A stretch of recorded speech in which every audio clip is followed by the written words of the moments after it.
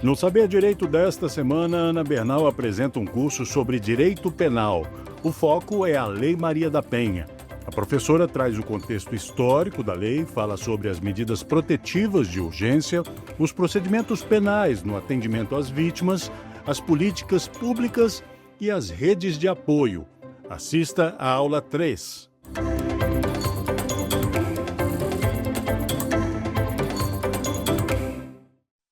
Olá, bem-vindos ao programa Saber Direito da TV Justiça. Eu sou Ana Bernal, professora, e eu estou hoje aqui para falar com vocês sobre procedimentos penais, atendimento às vítimas de violência doméstica e familiar. Antes de adentrar propriamente dito no nosso tema, eu vou fazer uma breve apresentação para você conhecer um pouco do meu trabalho. Sou advogada criminalista, formada pela PUC São Paulo, sou advogada familiarista e tenho uma forte atuação no combate à violência doméstica e familiar. Já estive nos cargos da OAB como relatora do Tribunal de Ética e Disciplina da OAB São Paulo, também tive uma atuação como diretora da OAB Subseção Jabaquara, da OAB São Paulo, e uma forte atuação no combate à violência doméstica e familiar. Então, ministrei aulas durante muitos anos na OAB Vai Escola, ali nasceu o meu gosto por dar aulas, por levar conhecimento, por levar um pouquinho do meu conhecimento, compartilhar esse conhecimento, e de lá em diante comecei também a dar palestras, sou palestrante, sou consultora, sou voluntária do Limite do Amor, que é um grupo de apoio a mulheres em situação de violência doméstica e familiar. É um trabalho feito de forma totalmente voluntária e totalmente gratuita. Então, dito isso, vamos iniciar nossa aula com o nosso tema de hoje: o atendimento às vítimas. Então, nós sabemos que a Lei Maria da Penha, a 11.340 de 2006, traz em seus artigos determinações para que sejam cumpridas no intuito de prevenir a violência doméstica e familiar. E ela prevê também o atendimento dessas vítimas com um procedimento penal específico, baseado lá na Lei Maria da Penha, e no Código Penal também. O objetivo sempre é proteger essa vítima, garantir a investigação e a responsabilidade desse agressor. Então, como que esse atendimento a essa vítima é feito numa sede de delegacia?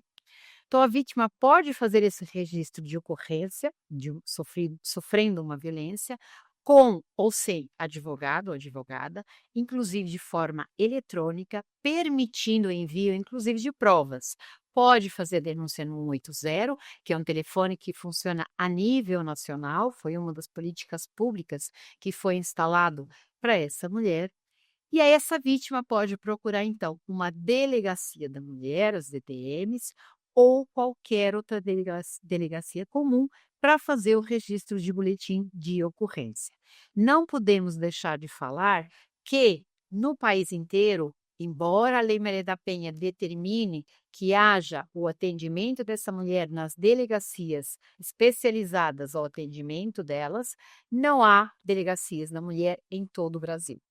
Aqui fica uma crítica pela nossa prática de que nem mesmo onde tem essas delegacias, como em São Paulo, elas funcionam 24 horas.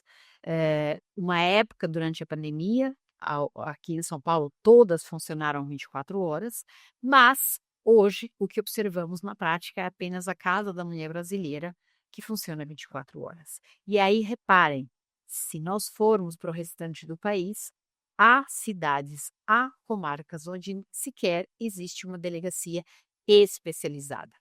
E dentro desse cenário, o que nós precisamos fazer com que seja concretizado é aquilo que está na Lei Maria da Penha.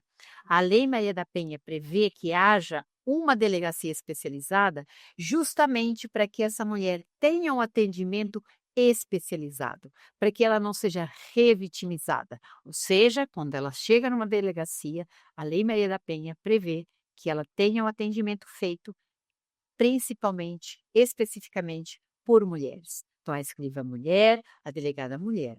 Claro que muitas vezes não há contingente feminino para preencher todos esses ambientes. Entretanto, a lei assim prevê, e dentro dessas possibilidades, é sim a rigor que isso seja cumprido. Por que, que a Lei Maria da Penha prevê esse atendimento por outras mulheres?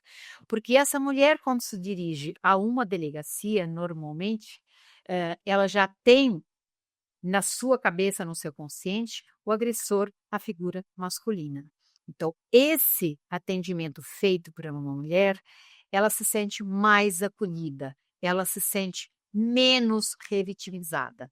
Repetir a história numa sede de delegacia das vivências que ela teve nem sempre são fáceis. Então, para que essa mulher se sinta um pouco mais segura, mais acolhida, determina a lei que seja feito por mulheres. A denúncia também pode ser feita, como citei, pelo 180 e pelo 190. O poder público determinou 2 telefones que funcionam a nível nacional para que essa mulher possa se socorrer do pedido, inclusive, de uma medida protetiva, que pode ser concedida ao delegado, pode ser concedida pelo delegado, pelo Ministério Público, diretamente pelo juiz ou por um advogado. Então, eu falei numa aula anterior que essas pessoas que estão aí aptas a pedir essas medidas protetivas, quando não o juiz, esse pedido depois, essa concessão precisa ser ratificada pelo judiciário. Então, também pode essa mulher contratar um advogado, uma advogada, para fazer o pedido dessa medida protetiva diretamente ao judiciário, ou mesmo para acompanhar essa mulher na sede da delegacia. Recebendo esse pedido, o juiz tem então 48 horas para decidir sobre o pedido, sobre a concessão ou não dessa medida de urgência. Quando concedida, então, de forma provisória ali pelo delegado ou por um policial, nas comarcas onde não existe juiz, ou numa forma de um risco iminente por um policial, elas têm que ser analisadas, como eu falei, pelo juiz para ratificar aquela concessão. Nesse viés, após ser feita, depois de ser feita, então, concedida a medida protetiva, vai ser instaurado um inquérito policial e a instauração desse inquérito policial, ele visa apurar a prática daquele crime, para apurar e analisar quais foram as práticas que esse agressor praticou contra aquela mulher, de que forma se deu aquela dinâmica, se a violência era praticada só contra aquela mulher, se existiu contra outros familiares ou alguma outras pessoas. Então, o agressor pode ser chamado para depor, se houver o risco à vítima, pode ser preso preventivamente, então, de forma preventiva para prevenir que ele não venha a praticar novos atos de violência contra essa mulher. Podem ser solicitados exames periciais, como o corpo de delito, para constatar a extensão das agressões físicas. Podem ser solicitadas também aí questões de fotografias, outras provas que sirvam para sedimentar aqueles atos praticados por esse agressor. E qual o papel das delegacias na defesa da mulher? É de extrema importância. As delegacias da mulher, as delegacias de defesa aos direitos da mulher, ou como comumente se chama DDMs, elas foram criadas por previsão lá na Lei Maria da Penha para que possam oferecer um atendimento especializado e humanizado. Vejam que a preocupação dessa lei não é só dar um atendimento especializado, mas humanizado. Significa acolhimento a essas vítimas de violência doméstica e de gênero. Então, elas são fundamentais, essas delegacias, na prevenção, na investigação e preparação dos crimes contra a mulher. São, na bem da verdade, um dos principais canais para que as mulheres em situação de violência possam se socorrer. Elas são as portas abertas para que essa mulher inicie a denúncia contra aquele agressor, para que ela traga o que ela está sofrendo daquele agressor. Então, as delegacias podem fazer o registro do boletim de ocorrência e pedido de medida protetiva. Não podemos deixar de esquecer, como citamos nas aulas anteriores, de que esse pedido de boletim, essa abertura de boletim de ocorrência, esse pedido de medidas, poderá ser feito também de forma eletrônica, boletim eletrônico, que foi uma facilidade para essa mulher que veio na pandemia, quando todos estávamos confinados de forma involuntária, muitas dessas mulheres convivendo 24 horas com esses agressores, e aí, então, por questão de políticas públicas, foi instalado para que permitisse ser feito, então, essas ocorrências de forma digital, eletrônica.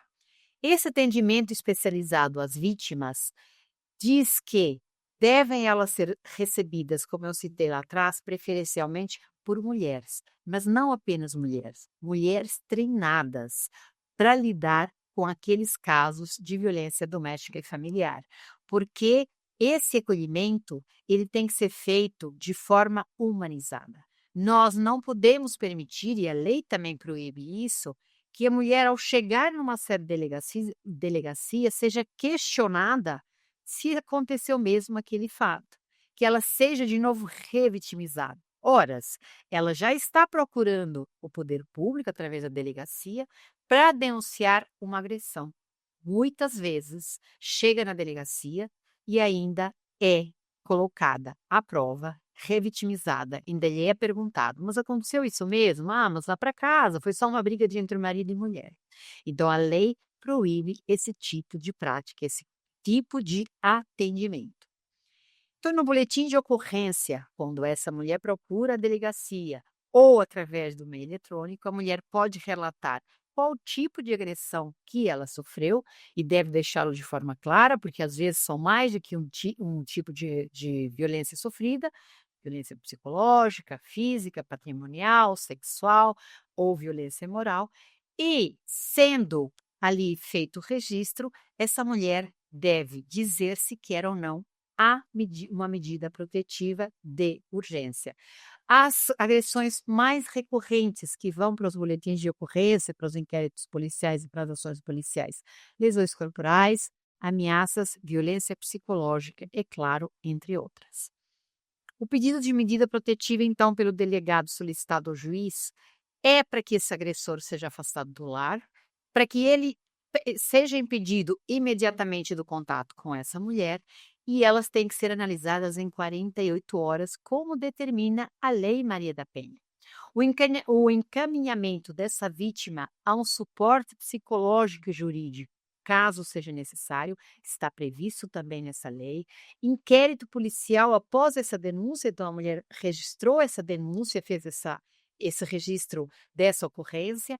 Após isso, a delegacia deve iniciar as investigações, sim, para colher provas contra esse agressor e não ficar apenas um registro num papel, um registro morto, como a gente falava antes de termos a Lei Maria da Penha em 2006, o que muito acontecia. As mulheres eram vítimas dessas violências, de todo tipo de violência, e esses registros ficavam tão somente nesse papel e não andava uma investigação, não seguia para uma investigação para apurar aqueles atos contra aquele agressor. Então, deve haver, a polícia, após isso, deve haver ali a coleta de depoimentos, não só da vítima, mas também das testemunhas que eventualmente tenham tido contato ou que tenham conhecimento da prática dessas agressões, mas também o depoimento desse agressor. Então, ele vai ser convocado, intimado, notificado para que compareça em sede de delegacia. Devem ser solicitados exames periciais, corpo de delito, como eu falei atrás, sempre que hajam agressões físicas. Isso é imprescindível, não só para para ferir as agressões em si, mas para avaliar a extensão dessas agressões físicas. O encaminhamento desse caso, desse inquérito, para o Ministério Público, que pode ou não oferecer denúncia contra esse agressor. Então, finalizou lá o inquérito policial, é remetido ao Ministério Público. para que ele avalie se existem fundamentos para que seja instaurada uma ação criminal contra aquele autor dos fatos. O apoio à vítima numa rede de proteção, previsto também na Lei Maria da Penha. Para isso, deve haver um núcleo de proteção para que possa ser ofertado para essa mulher várias especializações, parcerias com serviços sociais, encaminhamento dessa vítima a casas de acolhimento, serviço do transporte gratuito garantido, assistência psicológica e defensoria pública, preferencialmente defensoras públicas mulheres. Aí vocês me perguntam se todos esses serviços são oferecidos para essa mulher quando da ocorrência dessas violências. Bom, a resposta é que na prática nem todos esses serviços são oferecidos.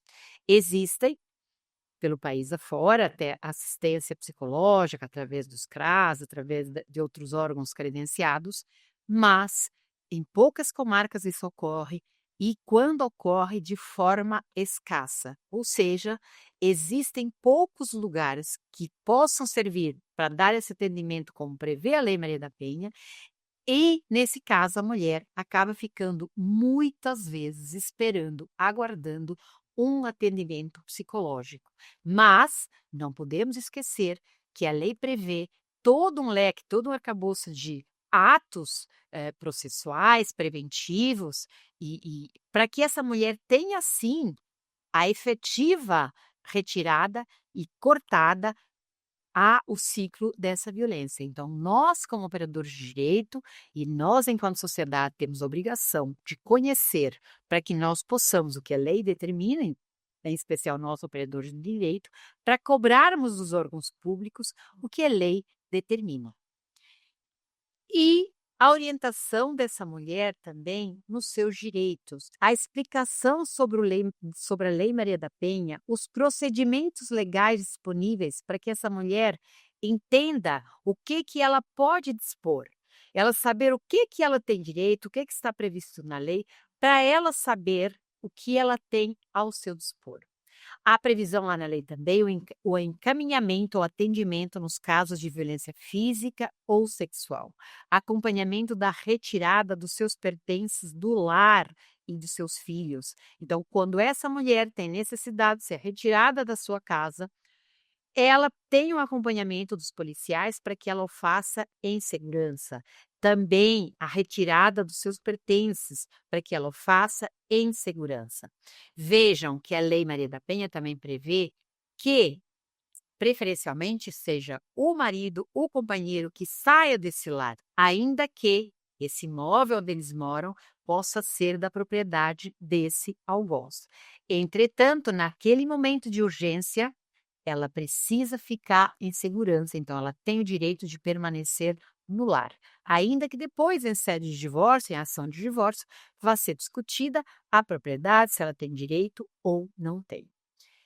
Há previsão também na lei, palestras, campanhas educativas sobre a violência de gênero, comportamental, o empoderamento da mulher.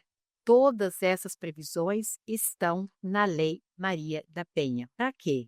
Para que tentamos erradicar, para que nós possamos erradicar essa violência tão enraizada ainda em nossa sociedade. Realizar parcerias entre escolas, ONGs, encontros comunitários para conscientização da população em geral. Hoje nós observamos muitas ONGs que fazem um trabalho muito importante de conscientização, de prevenção, assim como grupos voluntários, que eu citei até lá no começo, um deles, onde eu sou fundadora, o Limite do Amor. Para quê? Para que essa mulher conheça com profundidade quais os seus direitos, o que ela tem como essencial para se proteger, para que nós possamos um dia dizer que não mais usamos a nossa Lei Maria da Penha, tão boa, segundo a ONU, uma das melhores do mundo, mas ainda tão usada. Eu sonho de verdade que um dia nós não precisamos usar essa lei. Significaria dizer que nós não tínhamos mais ocorrências de violência doméstica contra a mulher. As delegacias da mulher são essenciais, então, para garantir um atendimento humanizado, como eu citei, especializado às vítimas de doméstica e investigar não apenas os crimes, mas também proteger, orientar essa vítima do que ela tem disponível. Então, se ela chega numa delegacia e ela comenta que não tem dinheiro para fazer uma locação, deve ser informada a ela que o lugar aonde ela vai se cadastrar, por exemplo, para ter um auxílio financeiro emergencial, um auxílio aluguel emergencial. Todos esses trâmites que ela precisa percorrer, a delegacia deve colocar à sua disposição, inclusive com transporte fornecido gratuitamente, como eu citei. Na prática, se tudo isso ocorre, infelizmente não. Mas a Lei Maria da Penha assim prevê e nós precisamos sabê-la e conhecê-la até para que nós possamos dar toda a orientação e lutar para que a nossa cliente, quando for o caso, ou a mulher, quando a gente está acompanhando como amiga, possa ter ao seu alcance todos esses direitos. Além da repressão ao agressor, as delegacias da mulher desempenham um papel preventivo na luta contra a violência de gênero. Nós não podemos deixar de citar a Casa da Mulher Brasileira. Existe em alguns estados, em algumas cidades aqui em São Paulo, existe também, que é um centro especializado, integrado e humanizado para mulheres em situação de violência doméstica e familiar. Elas são criadas aí pelo governo federal, em parceria com os estados e com os municípios, reúne no mesmo espaço vários serviços essenciais que colocam ali à disposição da mulher, então, delegacia, Ministério Público, o juiz, assistente social, entre outros profissionais, para que essa mulher não precise ficar se deslocando, porque ela já vem de uma situação de violência, para facilitar, para acolher, para proteger essa vítima com uma escuta qualificada por profissionais treinados, ou deveriam ser treinados, a lei assim determina, para que de forma sigilosa e sem revitimizar essa vítima. Oferecer então ali um suporte emocional, encaminhamento a serviços de proteção é obrigação. Inclusive, aqui a delegacia, a Casa da Mulher Brasileira em São Paulo, ela tem até um espaço com umas salas preparadas para receber a prole dessa mulher, então os filhos possam ficar ali num espaço lúdico enquanto é feita essa ocorrência, esse atendimento a essa mulher. Outra questão também, refeições rápidas também são às vezes ali oferecidas.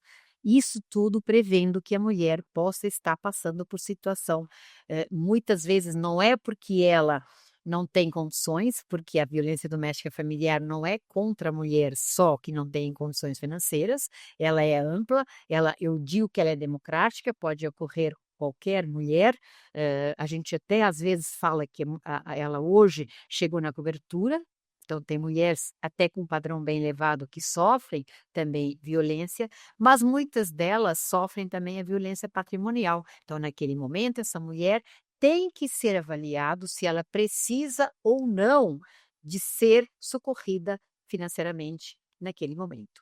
Na delegacia da mulher, a vítima pode prestar depoimento e já iniciar ali um processo criminal contra aquele agressor.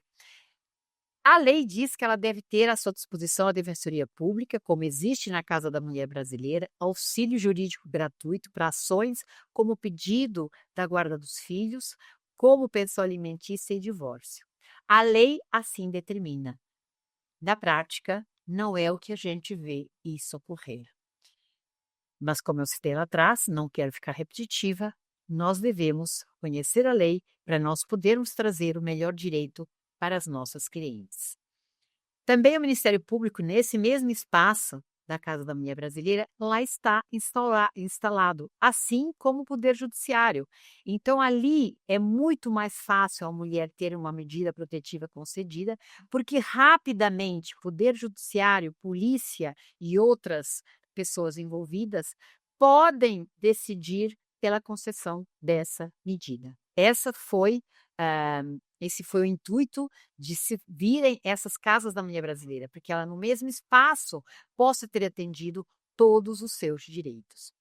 Em algumas unidades do Poder Judiciário Público, há juizados para agilizar essas medidas protetivas de urgência relacionadas à violência doméstica. Ora, a lei assim diz que tem que ser instalados juizados especializados. Para quê?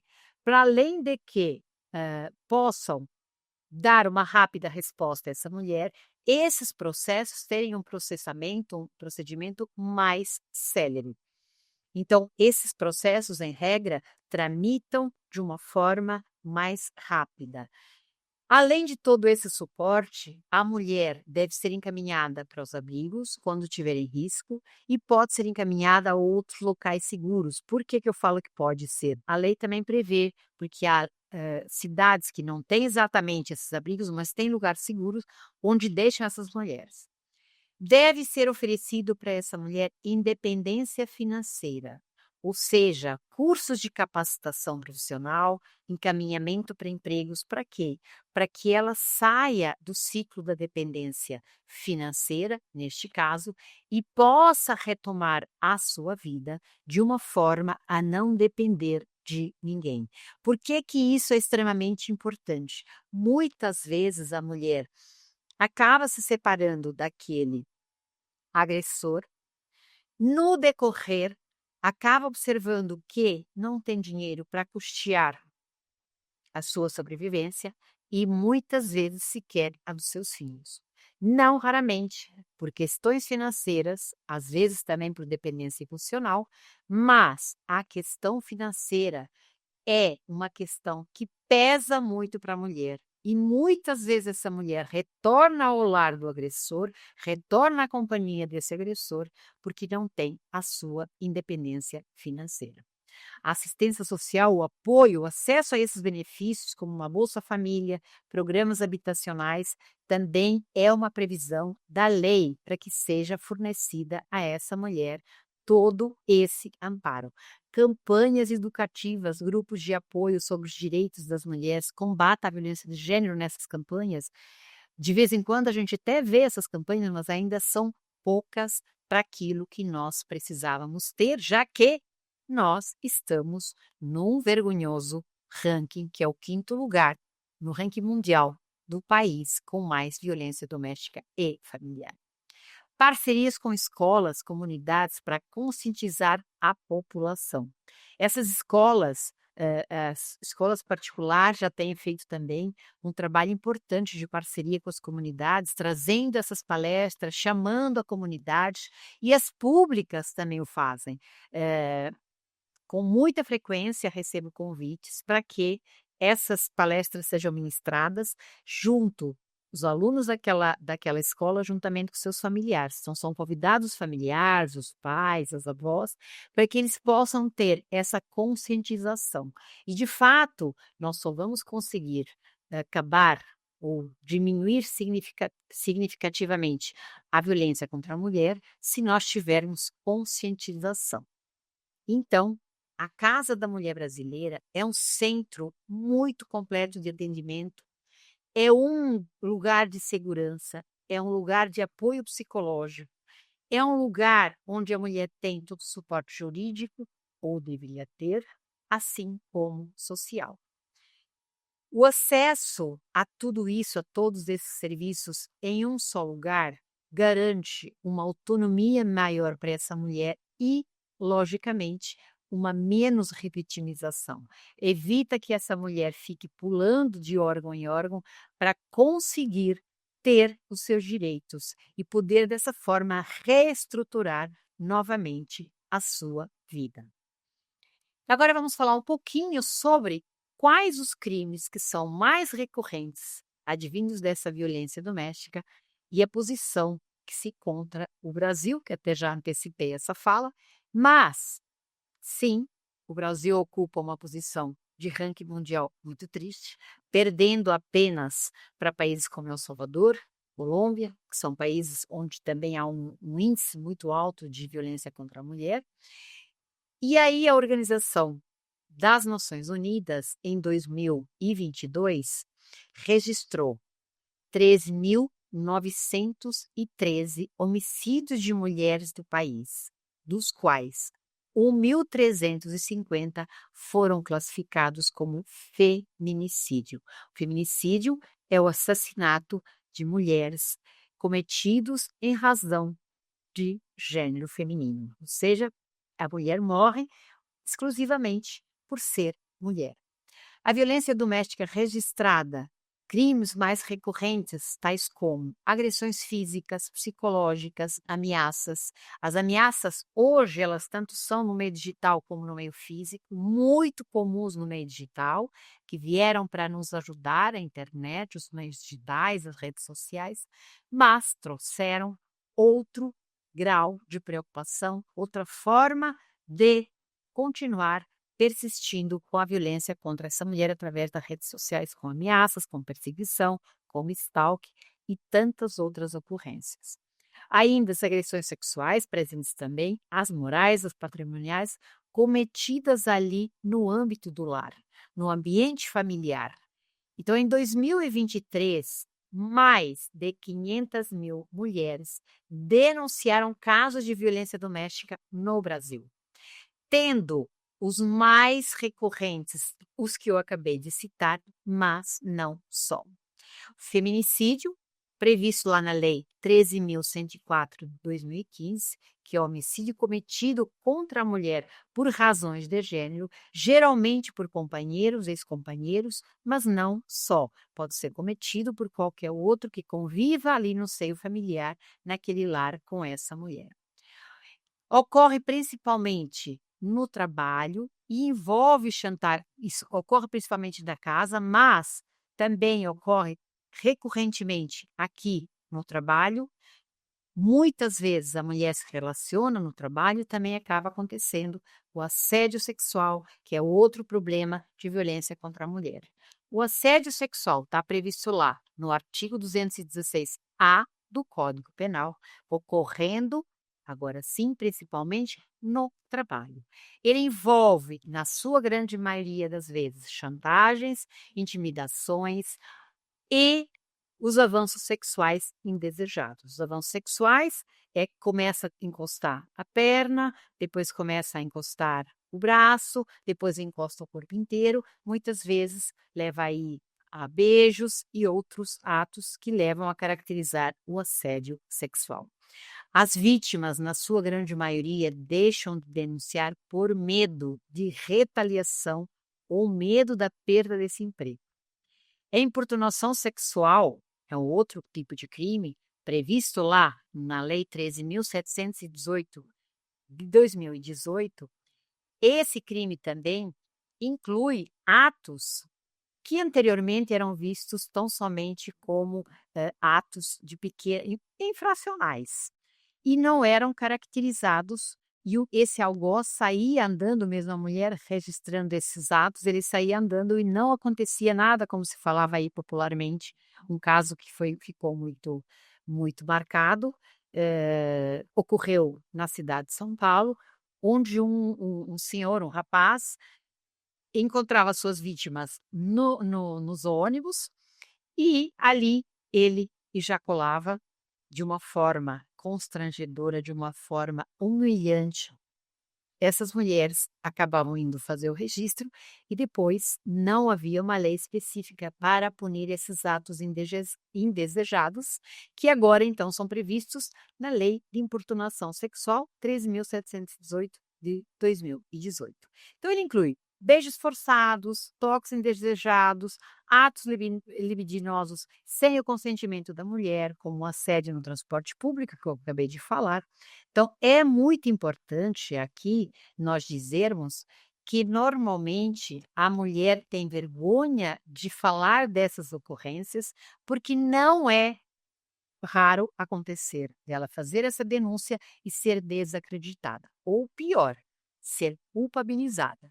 Essa mulher ainda ouve da parte que recebe a fala dela, perguntar, mas você não estava com uma blusa muito decotada, ou você não provocou porque você estava com uma saia muito justa, e por aí vai. Como se nós, mulheres, não tivessem mais a liberdade de usar uma roupa, mas Então, para usar essa roupa, teríamos que trancar esses homens, não são todos, certamente, mas esses homens que praticam esses atos, porque eles não conseguem ver uma mulher com uma saia curta ou com uma blusa decotada. E aí o estupro lá do artigo 213 do Código Penal, que é outro tipo de violência sexual, ela vem então caracterizado com o uso da força, com uma grave ameaça contra essas vítimas vulneráveis. Quando menor de 14 anos, essas pessoas inconscientes ou sem condição de resistir muitas vezes a essas investidas desses algozes. Outro crime que eu citei lá atrás, agora eu vou aqui nomenclatizar o número da lei, que é o stalking, termo inglês que foi adotado aqui para o nosso português como perseguição. Ele está previsto lá na Lei 14.132 de 2021, significa dizer que é a perseguição a uma pessoa de forma insistente, causando medo, causando dano emocional ou comprometendo a liberdade daquela vítima. É um crime recente no Brasil, pelo menos, essa nomenclatura, até então, era tido como abuso contra a mulher, mas vem crescendo com o avanço das redes sociais e da tecnologia. Certamente a mulher hoje também se expõe mais nas redes sociais, quando eu digo se expõe mais, não é que ela está impedida, mas quanto mais a gente está presente nas redes sociais, quando há esses abusadores, mais chances ele tem de perpetuar contra essa mulher esses atos de violência sexual, de violência de perseguição, de violência de ameaça, principalmente perseguição e ameaça. Inclusive, eu escrevi um livro, Direitos e Desafios, da série Limite do Amor, e lá nós trazemos todo um panorama de como ocorre a violência, qual o lugar que a mulher precisa se socorrer quando dessa violência. Ah, capitulamos todos, artigo por artigo, todos os artigos, não só da Lei Maria da Penha, mas também legislação que sucedeu à Lei Maria da Penha para aperfeiçoar essas medidas contra a mulher. Porque, reparem, quando nós, em 2006, veio a Lei Maria da Penha e nós começamos a fazer uso dessa lei, percebeu-se no decorrer desse tempo de que havia algumas questões que não estavam previstas de forma tão clara. Nesse sentido, houve outras legislações que vieram para complementar, para fortalecer e dar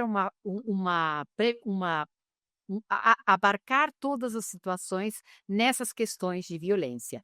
Uma delas foi a violência psicológica, que, embora já prevista lá no artigo 7º como um tipo de violência, era difícil nós punirmos esse agressor, porque não era descrito de forma clara como se dava essa conduta, coisa que hoje já está muito clara, então, com a vinda da lei, que deixou clara a punição e como se dá essa questão da violência psicológica. Inclusive, eu sou autora de um artigo num livro em coautoria com outras autoras, e o meu artigo fala exatamente agora a violência psicológica é crime. Não que ela não fosse, como eu citei, estava previsto no artigo 7º da Lei Maria da Penha, mas nós precisávamos, a legislação precisava clarear quais eram esses atos de violência doméstica psicológica, até porque, ocorrendo ela entre quatro paredes, normalmente entre duas pessoas, é muito difícil atribuir-se, ou era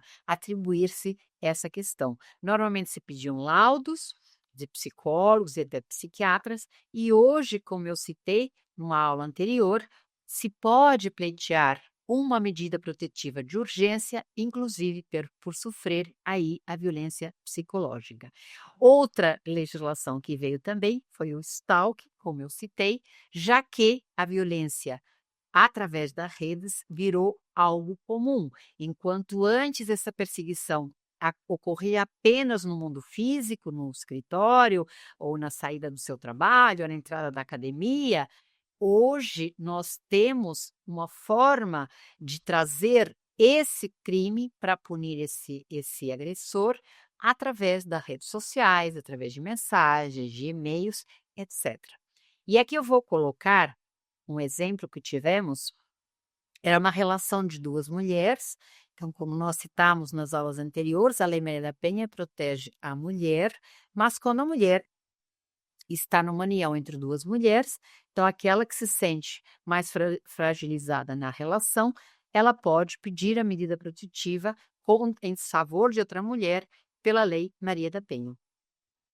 E essa mulher, professora de uma academia aqui de São Paulo, pediu uma medida protetiva porque ela era perseguida constantemente, persistentemente, diariamente. Quando ela entrava na academia, a pessoa se matriculou na mesma academia para assistir e frequentar as aulas que ela ministrava, a esperava na saída da academia, entrava no mercado, a mulher que tinha a medida protetiva num corredor, a pessoa do outro, a confrontava no encontro dos corredores. E essas perseguições, elas iam em qualquer lugar que essa cliente ia. E-mails eram enviados para ela com cópias para o seu superior hierárquico, falando das intimidades que elas haviam tido durante a relação. Vejam o constrangimento dessa mulher e o estrago que isso faz na vida dessa pessoa.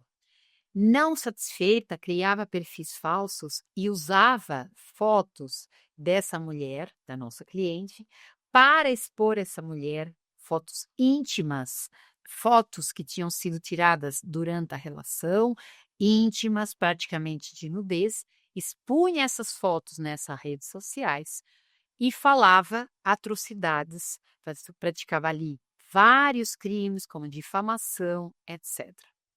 Não podemos deixar de falar que a perseguição no mundo físico é constrangedor, é ameaçador, é ultrajante para a mulher, mas no mundo digital ele se potencializa, já que atinge um número indeterminado de pessoas.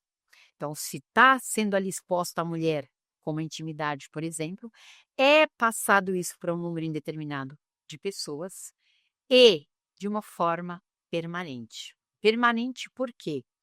Nesse caso, houve também a perseguição digital, no mundo digital, através das redes sociais, foi pedida uma medida protetiva para que essa pessoa não pudesse mais fazer essa perseguição nem nos meios digitais. Isso foi concedido pelo juiz. O que acontece é que depois que vai para a rede, muito dificilmente você apaga. Embora haja medidas liminares e os juízes determinam para que obste essas ações, o que acontece é que depois que está lá o registro, um número infinito de pessoas já pode ter salvo, já pode ter compartilhado. Então, há uma afronta, há um constrangimento, há um perpetuar dessa violência contra essa mulher. Devido a essa gravidade, a essa perpetuidade desse crime, é que veio então a legislação para que possa ser não só tomada medida de uma forma mais rápida e mais eficaz pelo poder público em desfavor daquele que está praticando, mas também essa lei 14.132 de 2021 poder trazer mais tranquilidade para essas mulheres denunciarem, porque isso traz um estrago muito grande emocional e não só prático, como eu citei. Vejam bem, uma mulher, um homem que pratica contra ela, intimidades relatadas no e-mail com anexos de fotos juntadas, cópias enviadas para o superior hierárquico, para o seu chefe, enfim, para o seu supervisor, para o seu diretor daquela empresa. Recentemente também recebemos no escritório uma cliente que marcou a data de casamento e o ex-namorado de uma outra relação, quando soube que estava de casamento marcado, começou uma verdadeira perseguição com essa mulher, enviando, na verdade, inicialmente ele ameaçou enviar fotos íntimas deles, na época que se relacionavam, e essa menina era muito jovem durante esse relacionamento, teve relação íntima com esse rapaz, mas os pais não sabiam. E ele fazia uma verdadeira prática de ameaças, um verdadeiro inferno de ameaças diárias, para que ela voltasse para ele, rompesse aquele noivado, senão ele ia divulgar todas aquelas imagens nas redes sociais. Essa menina teve afastamento do trabalho por crises de pânico. Hoje ainda está em tratamento psiquiátrico e psicológico. E o que é mais difícil de dizer para vocês, ela tentou o suicídio. Então vejam como é terrivelmente forte esse impacto na vida da mulher, essa perseguição das redes digitais.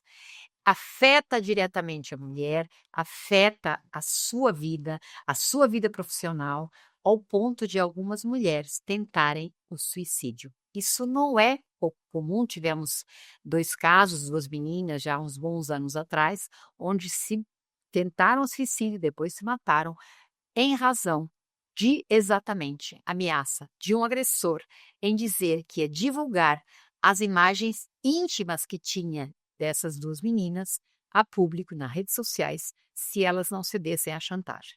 Geralmente a chantagem que esse agressor faz é no sentido de dizer: ou você volta para mim, ou eu vou terminar divulgando essas imagens. Ou você termina o atual relacionamento, ou você termina o seu casamento, ou eu vou divulgar essas imagens.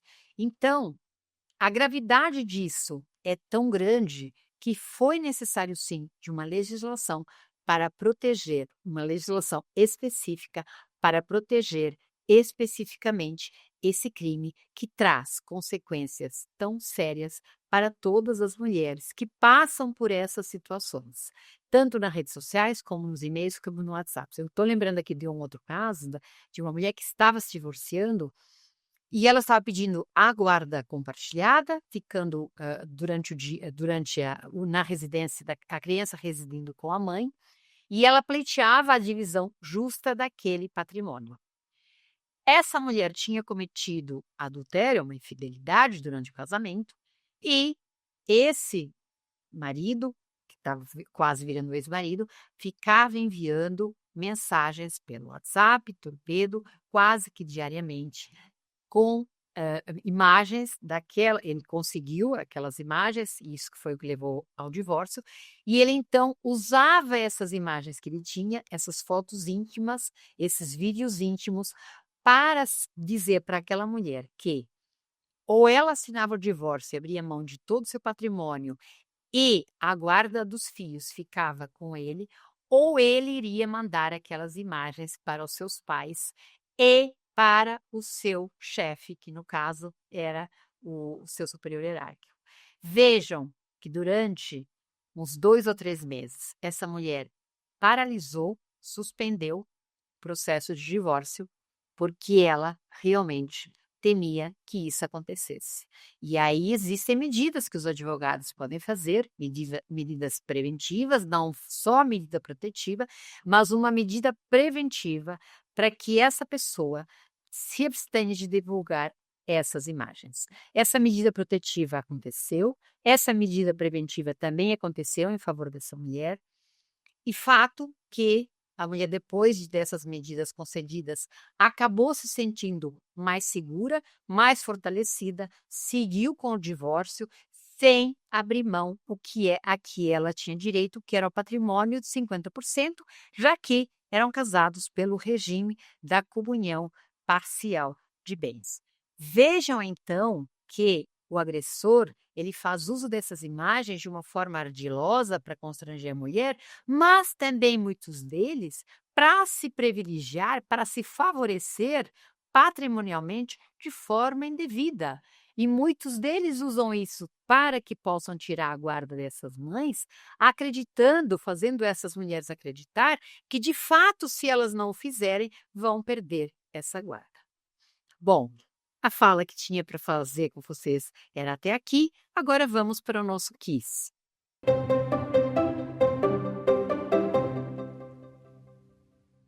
O Brasil está em qual lugar no ranking mundial em número de feminicídios? Letra A, quinto lugar, perdendo para países como El Salvador e outros. Letra B, sétimo lugar, perdendo para a Lituânia. Letra C, 15º lugar, atrás da Rússia. A resposta correta é a letra A. O quinto lugar do ranking para o Brasil é um lugar muito triste. Hoje, se nós, mulheres, fôssemos escolher um país para morar por questões de segurança, de violência contra nós, não escolheríamos com certeza o Brasil, já que carrega um número tão triste de nós falarmos.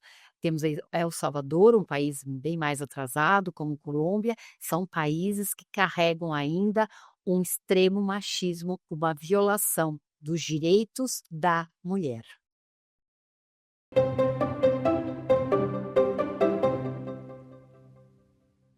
No papel das delegacias para o acolhimento da mulher estão providências como: letra A, alimentar de imediato e empregar a vítima. Letra B, proporcionar um espaço seguro, especializado e humanizado para as vítimas. Letra C, fornecer um lar para a vítima adequado e com no mínimo 2 quartos.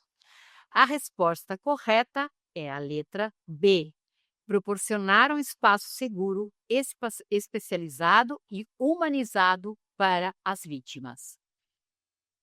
Esse espaço humanizado, especializado, como nós falamos lá no começo da nossa aula, ele não tem que ser só por mulheres. Ele deve ser ali feito o acolhimento, o atendimento, de preferência por mulheres, escrivãs, delegadas, etc., mas especializado e também humanizado. Significa que esses profissionais que lidam com esse tipo de atendimento devem ter treinamentos recorrentes para que possam acolher essa vítima, para que possam ter por essa vítima aquele acolhimento que ela precisa e que merece, já que ela já vem de ocorrências de outras vitimizações.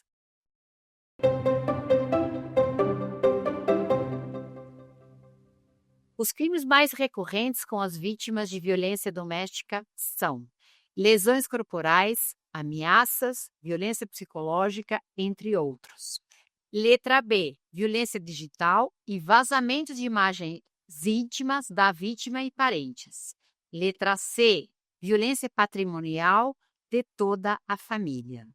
A resposta correta é a letra A, lesões corporais, ameaças, violência psicológica, entre outras.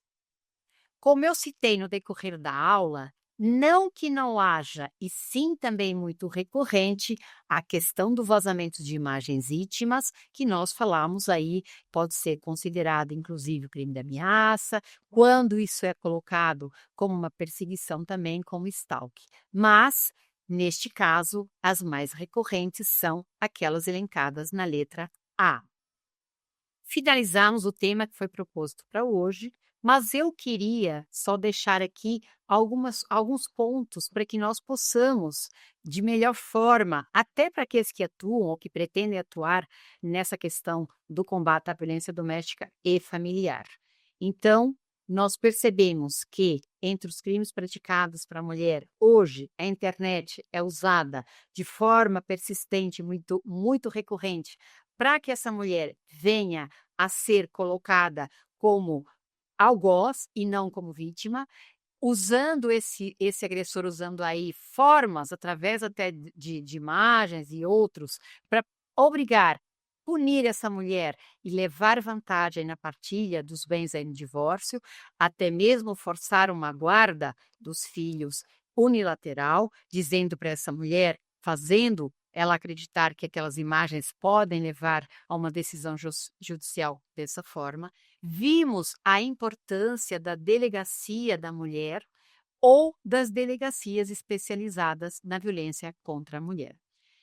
Era o que tínhamos para falar hoje, eu me despeço de vocês e eu quero deixar aqui os meus contatos para quem quiser me seguir, advogada Ana Bernal no Facebook e no LinkedIn. o aplicativo TV Justiça Mais. Você encontra este conteúdo e muitos mais para você ficar informado. Até a próxima aula! Quer dar alguma sugestão de tema para os cursos do Saber Direito? Então mande um e-mail para a gente, saberdireito@stf.jus.br. Você também pode estudar pela internet.